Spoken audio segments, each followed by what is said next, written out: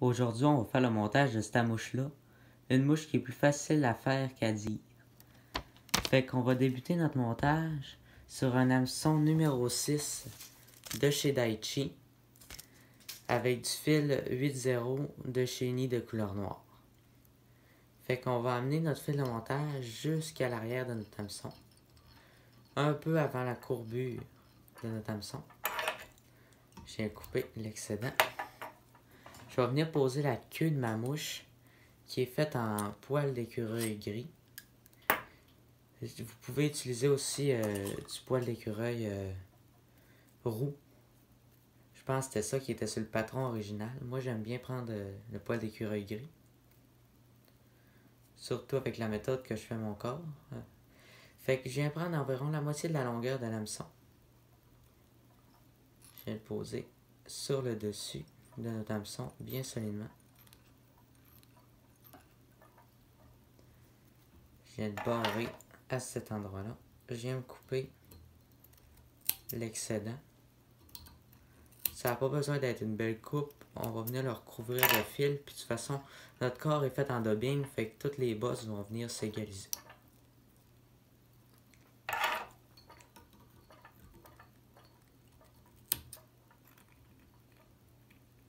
Je viens juste m'assurer qu'il n'y a pas trop de poils fous qui pourraient venir sortir de mon dubbing. Fait que pour installer mon dubbing, avant d'installer mon dubbing, je veux dire, je vais venir me mettre ce qui va servir à faire les côtes de ma mouche. Du Tinsel argent plat Unimilor numéro 16. Fait que je viens le poser à l'arrière complètement de mon hameçon. Ce qui va me permettre de faire les côtes de ma mouche.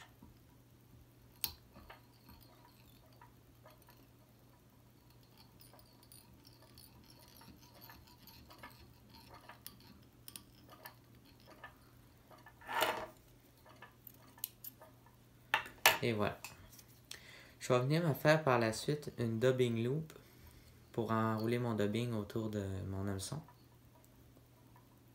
Vous pouvez également le faire juste en entourant votre dubbing après votre fil. Et voilà, je me suis fait une petite dubbing loop. Je vais amener mon fil jusqu'à un peu plus que la moitié de mon hameçon. Je vais mettre mon outil à dubbing loop dedans, dans ma loupe. Le corps il est censé être fait en masque de lapin de couleur naturelle. Sauf que je n'avais pas. Fait que j'ai décidé de le substituer comme je fais toujours quand j'ai pas les matériaux. Je viens prendre du poil du dubbing de lièvre de couleur blanc-gris. Par la suite, je viens prendre du dubbing de couleur brun synthétique. Je viens prendre environ 25-75, ça veut dire 25 de brun puis 75 de blanc. Puis je vais venir les mélanger ensemble. Il manque un peu de blanc. Afin que ça me fasse un mélange homogène. Fait que je viens juste prendre des petites pincées, je les replace sur le dessus. Ça vient tout mélanger ça égal. Quand mon dubbing va être bien mélangé, on peut prendre son temps. Je vais venir l'installer dans ma dubbing loop.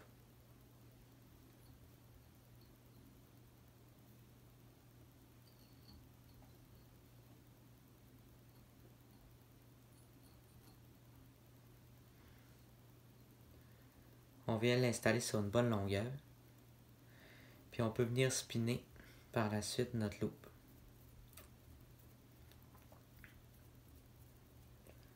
Fait que c'est important qu'elle soit bien spinée. C'est ça qui va faire un beau look à notre mouche.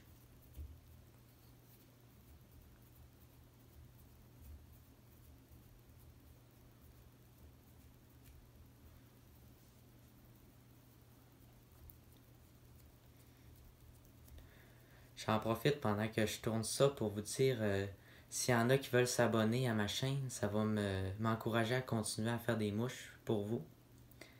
Fait que je faisais un petit rappel en passant. Mais c'est seulement si ça vous tente, sinon c'est pas plus grave que ça. Fait que je viens juste retirer les poils qui n'ont pas voulu venir se tourner dans ma dubbing loop. Par la suite, je vais pouvoir venir enrouler mon dubbing autour de ma mouche. Je vais essayer de faire une espèce de forme de taper en amenant mon fil jusqu'à l'avant. Vous voyez, c'est assez fluffy comme dubbing. On veut pas quelque chose de trop serré. On veut que ça ait du mouvement dans l'eau, puis que ça bouge. Parce que ça imite un peu les pattes de notre mouche.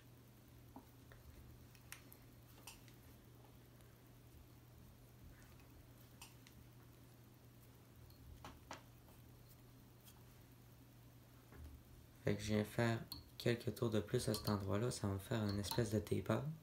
Oh, je suis venu casser mon fil. C'est pas grave. Je vais continuer tout simplement en mettant une pince à la queue.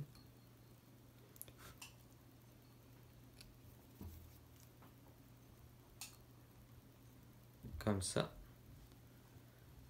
J'ai terminé d'enrouler mon dubbing.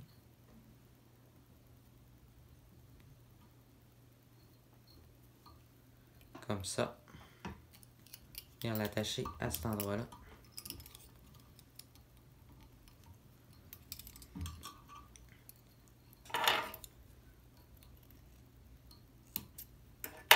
Je vais venir par la suite arracher les fibres que j'aime moins. Puis si vous voulez faire de quoi de plus solide puis plus beau, parce que là c'est... J'ai mal enroulé un peu ma corde en dubbing. Je vais juste me refaire un petit mélange avec mes deux couleurs. Puis je viens m'en mettre un petit peu sur mon fil. Puis je viens faire un aller-retour à l'arrière avec mon dubbing. Ce qui va me permettre d'égaliser mon corps aux endroits où est-ce qu'il en manquait. Où est-ce que j'en voulais plus. Donc là, je vais venir m'en remettre un petit peu.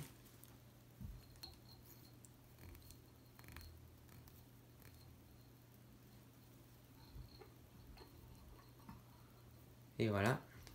Quand je suis satisfait de mon corps, je vais juste venir prendre mon tinsel à l'arrière que j'avais mis.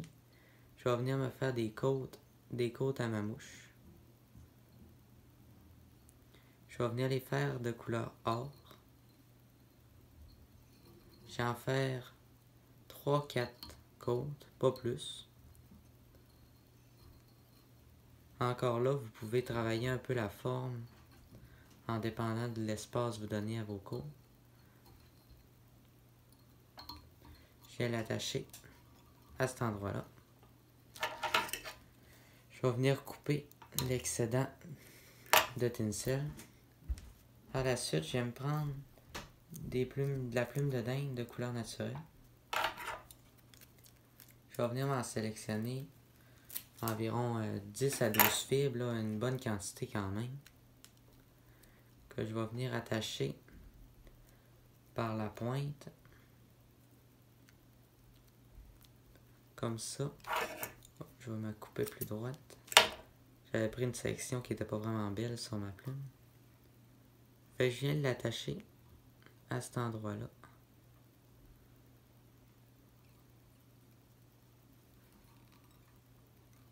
On l'attache sur le dessus de notre mouche.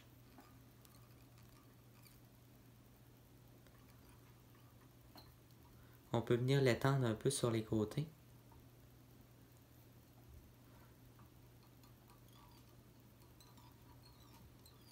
Et voilà, je viens la recouvrir jusqu'à l'avant, un aller-retour de fil de montage. Par la suite, je vais venir me refaire une autre dubbing loop pour la section avant de ma mouche.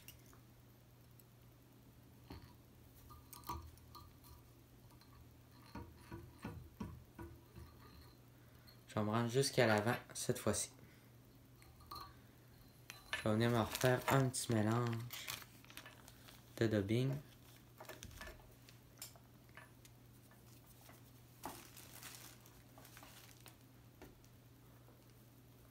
Je vais m'en prendre une bonne quantité encore. C'est toujours plus facile d'enlever que d'en rajouter. Mais malgré que du dubbing, ça s'installe bien, les deux, ça se fait.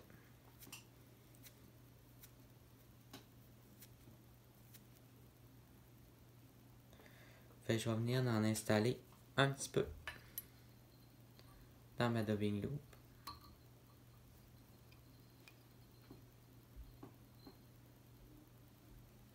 Je vais venir en remettre un peu plus. Ce qui est le fun avec une dubbing loop aussi, c'est qu'on peut l'attacher à n'importe quel moment.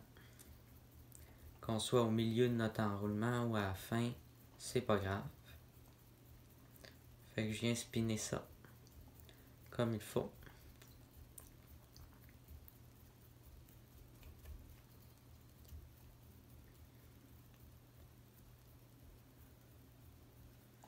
Je peux venir arracher les fibres qui sont pas venues se tourner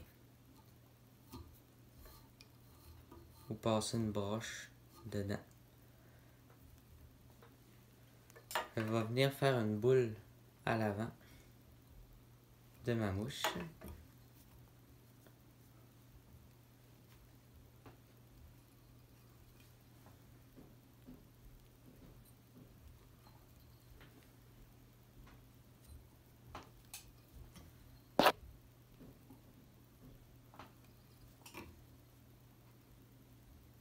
Tiens, je vais refaire un autre aller-retour.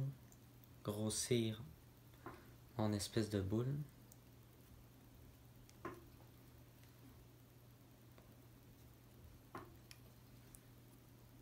Et grossir ça, on veut quand même quelque chose d'assez gros.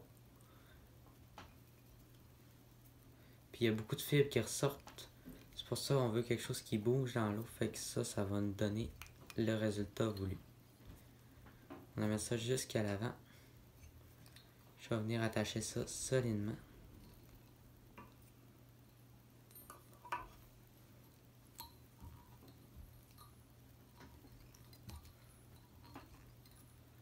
Comme ça, je viens couper ma dubbing loop. Je vais venir rabattre un peu les fibres qui sont sorties vers l'arrière, puis par en dessous, surtout de ma mouche. Je vais venir me faire quand même une petite tête en fil de montage.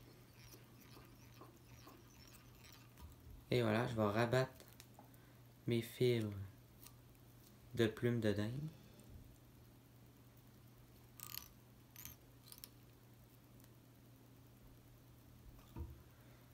Comme ça, à l'avant. Hop. Tourner du mauvais sens.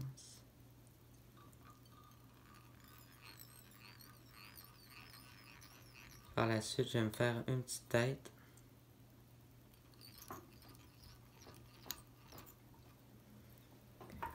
Je vais venir couper l'excédent, mais avec une petite longueur de plus, ça va venir compléter la tête. On veut quelque chose qui dépasse un peu à l'avant. Comme ça. Faire un côté plus naturel à notre mouche. Je vais venir avec mon finisseur de nœud. Faire un nœud de finition à ma mouche.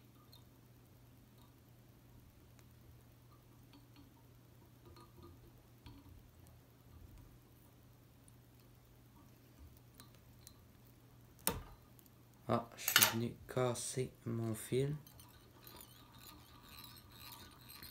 Je vais venir refaire des tours de fil de montage. Je vais venir faire mon nœud à la main. 3 petits nœuds, tout simplement. Demi-clé. Comme ça. C'est aussi solide ou même plus. Ça en prend un petit peu plus de temps, mais je suis sûr que ça fasse pas comme tantôt. Et voilà. 3-4 petites demi-clés. Je viens couper l'excédent de fil. Je vais venir apposer une goutte de lac, puis notre montage va être terminé. Je viens mettre une petite goutte de lac sur ma tête.